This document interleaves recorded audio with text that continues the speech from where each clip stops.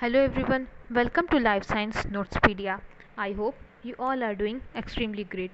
So this is the first video lecture from the series of detailed DNA replication process where I will discuss all the informations regarding the DNA replication process in detail with the notes. So I recommend you to please watch all the videos of the DNA replication series for the better understanding of the process. So let's start the topic. Replication of DNA. DNA is made up of a double helix of two complementary strands. DNA जो बनता है वो कैसे बनता है? दो complementary strands होते हैं जो कि एक दूसरे के एकदम कॉम्प्लीमेंट्री होते हैं और वो क्या करते हैं, हेलिक्स का फॉर्मेशन करते हैं. इन molecular biology DNA replication is the biological process producing of two identical replicas of DNA. Molecular biology में डीएनए रेप्लिकेशन एक ऐसा बायोलॉजिकल प्रोसेस है जिसमें क्या होता है, दो आइडेंटिकल रेप्लिकास का फॉर्मेशन होता है of DNA from one original DNA molecule. एक ओरिजिनल डीएनए मॉलिक्यूल होता है जिससे दो आइडेंटिकल रेप्लिकास बनते हैं, मतलब दो डीएनए की कॉपीज बनते हैं.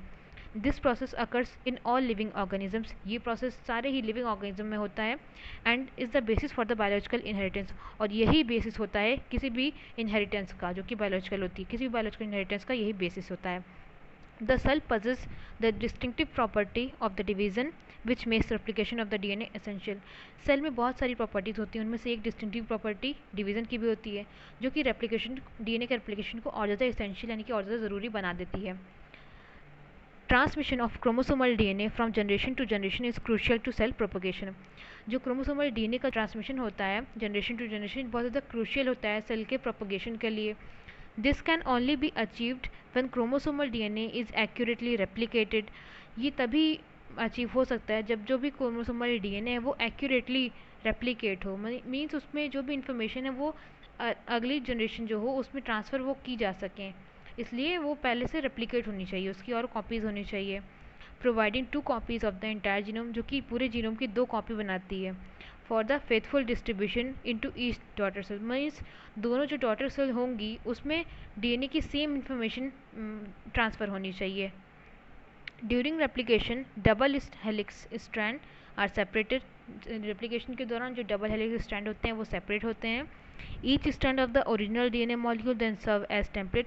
और वो जो ओरिजिनल स्ट्रैंड होता है जो कि सेपरेट होकर के दो अलग अलग सिंगल स्ट्रैंडेड डीएनए मॉलिक्यूल बनाता है, वही टेम्पलेट की तरह, दोनों ही टेम्पलेट की तरह काम करते हैं for the production of its counter part. Means जो अगला जो डीएनए आने वाला है, जो नया डीएनए की सिंथेसिस होगी, उसके लिए टेम्पलेट की तरह काम करते हैं. This is refers to as semi conservative replication. इसे सेमी कंजर्वेटिव रेप्लिकेशन भी कहते हैं क्योंकि उसके दोनों स्ट्रैंड ही नेक्स्ट उसके लिए नेक्स्ट रेप्लिकेशन के लिए कंजर्व हो चुके हैं, इसलिए ये जो प्रोसेस है इसको सेमी कंजर्वेटिव रेप्लिकेशन भी बोल सकते हैं. In a cell DNA replication begins at specific location. किसी भी सेल में जो डीएनए रेप्लिकेशन होता है वो स्पेसिफिक लोकेशन पे से स्टार्ट होता है, या फिर इसे जो ये ओरिजिन, इसे हम ओरिजिन ऑफ रेप्लिकेशन भी बोल सकते हैं जीनोम में, या फिर इसे हम शॉर्ट फॉर्म में ओराइसी भी कहते हैं, जहाँ से रेप्लिकेशन की स्टार्ट होता है. और जो जब एक ओरिजिन से दूसरे ओरिजिन के बीच में जितना भी डीएनए रेप्लिकेट होता है उसे रेप्लिकॉन बोलते हैं. सो this is the exact process of the DNA replication. I will discuss the detailed procedure of it in the upcoming video lecture. So thank you very much for watching this. If you like the video then please hit the like button, comment and subscribe to my channel Life Science Notespedia. In case you want any handwritten notes of any topic of the life science, you can also mail me at lifesciencenotespedia@gmail.com.